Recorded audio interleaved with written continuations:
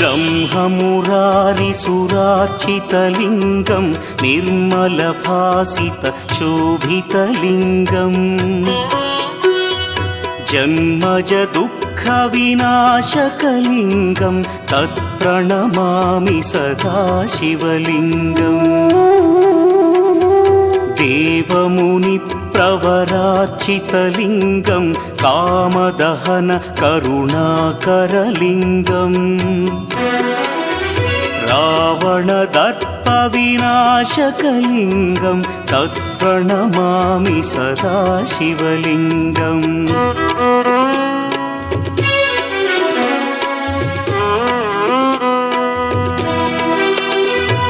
सर्वसुगन्धसुलेपितलिङ्गं बुद्धिविवर्धनकारणलिङ्गं सिद्धसुरासुर